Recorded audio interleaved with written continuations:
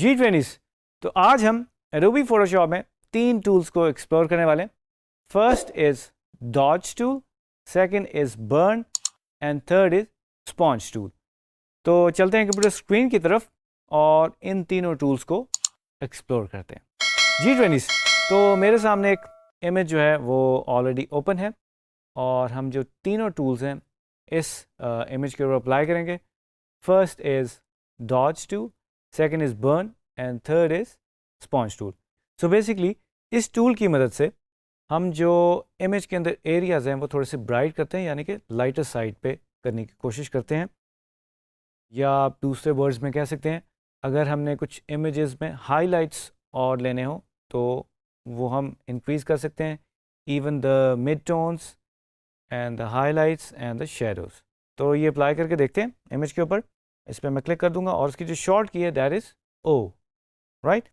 So I am going to zoom in, control plus से zoom in कर सकते हैं। फर्स्ट ऊपर वाले पैनल पे आप देख सकते हो ब्रश का, मैं आपको ऑलरेडी बता चुका हूँ कि आप इसको सॉफ्ट भी रख सकते हैं, हार्ड भी रख सकते हैं, और इसके अंदर और भी ब्रशेस हैं हमारे पास, टेक्सचर ब्रशेस हैं। अच्छा जी, अब जो रेंज आप देख रहे हो that is mid tone, shadows and highlights.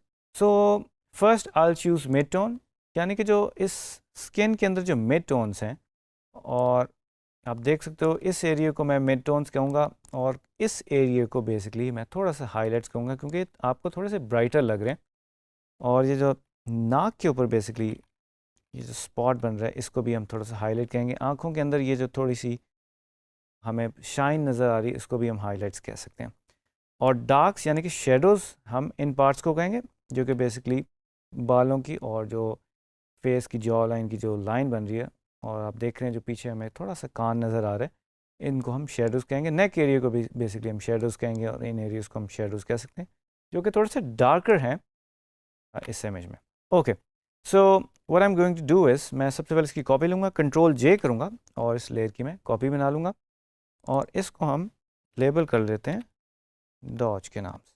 ठीक है जी, राइट। और अगर मैं थोड़ा सा ब्रश साइज़ बढ़ाऊँ अपना और एक्सपोजर जो है उसको अभी लेट्स से अगर 100 करते हैं, तो आप देख सकते हो जो स्ट्रोक जब मैं अप्लाई करता हूँ तो बहुत ब्राइट हो रहा है। अगर मैं सेकंड टाइम प्रेस करूँ तो मज़ीद ब्राइट हो जाएगा। सो कंट्रोल Z करूँगा और इसको हम 50% पे ले जाते हैं। और एयर ब्रशिंग का भी बेसिकली हमारे पास ऑप्शन है। अगर मैं इसको प्रेस करके रखूँगा, जिस तरह एयर ब्रश को यूज़ कर रहे हूँ, और उसको अगर दबा के रखें तो उसमें से पेंट निकलता रहेगा। अगर मैं इस आइकन को प्रेस कर दूँ और उसको दबा के रखूँ तो यू कैन सी ये ब्राइट होता जाएगा। ठीक है, इट रियली डिपेंड्स हमने एक्सपोजर का लेवल का रखा हुआ है। तो दिस इज़ 50। और मैं चाहता हूँ ये वाले जो हाईलाइट्स वाले एरिया हैं इसको हम थोड़ा सा मज़ीद और हाईलाइट कर लें,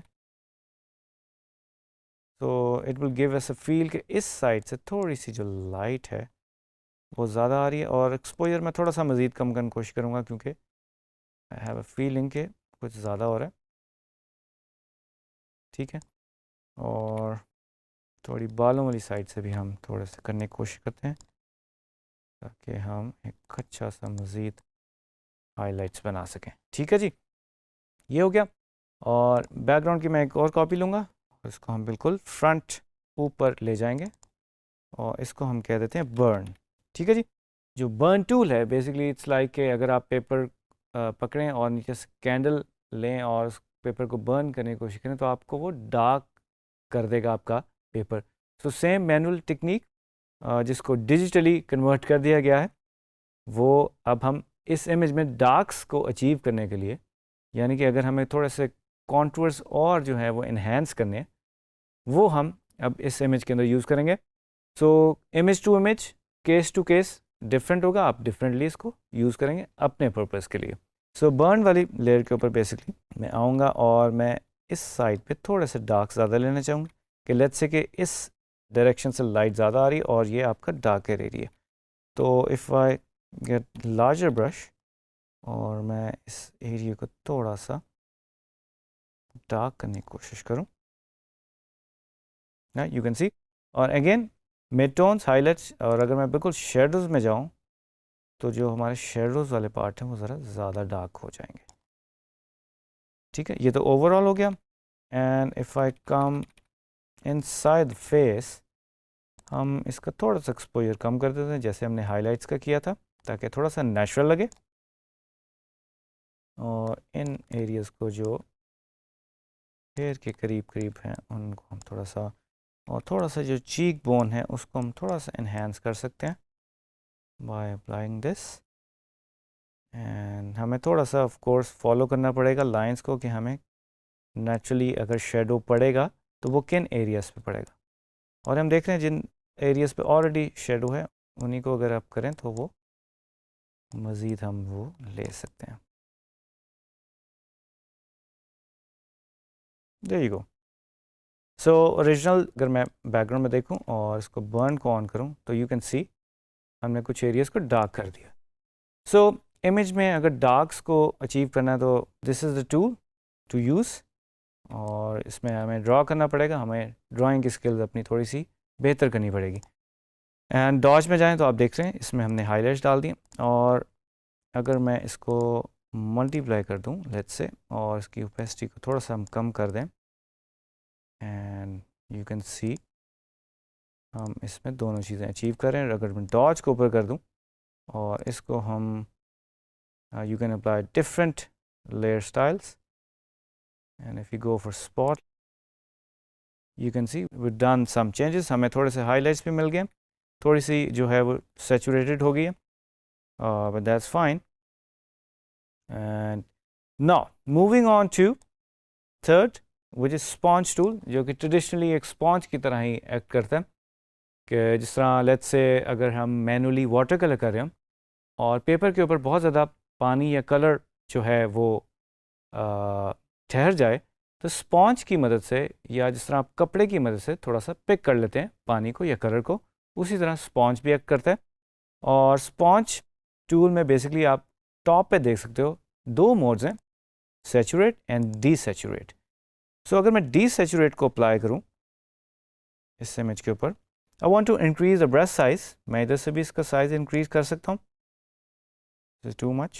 Okay, so let's say I'm applying here on this part, or maybe we can hide these, और जो original हमारी background है उसकी एक copy बना लेते हैं।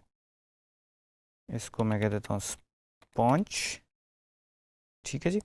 And if I apply this you can see ये जो हमारे कुछ colored areas हैं वो desaturate हो रहे हैं, यानी कि grey scale में convert हो रहे हैं, right? कंट्रोल Z करूँगा and if I go for saturation, और मैं थोड़ा सा मज़ीद वाइब्रेंट करना चाहता हूँ अपनी इमेज को, और से if we want to vibrant this lip area and eye के कलर को थोड़ा सा हम फ्यूमी या वाइब्रेंट करना चाहते हैं तो इसको हम अप्लाई कर सकते हैं। बट अगेन यू सी ये थोड़े से जो इस तरह की इम्प्योरिटीज़ आ गई हैं जो कि थोड़ी सी नेचुरल नहीं लग रही, सो हमें अवॉइड करना पड़ेगा। और आई होप कि आप इसको बड़े ध्यान से, यानी कि बहुत जूम इन करके ब्रश साइज को इंक्रीज डिक्रीज करके गोइंग टू यूज़ दैट, ठीक है जी।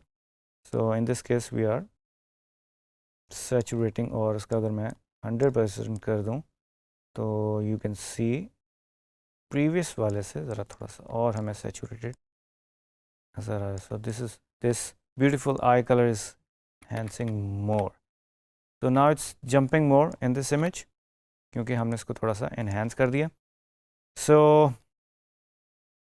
dodge tool जो है वो अगर मैं दोबारा यूज़ करूँ तो मैं इनको थोड़ा सा आइज़ को थोड़ा सा मज़ीद पॉप करवा सकता हूँ, इवन द टीथ, ताकि थोड़ी सी और क्लियर लगनी शुरू हो जाए। राइट जी, so here is the image. हमने बेसिकली तीनों टूल्स को आज यूज़ किया।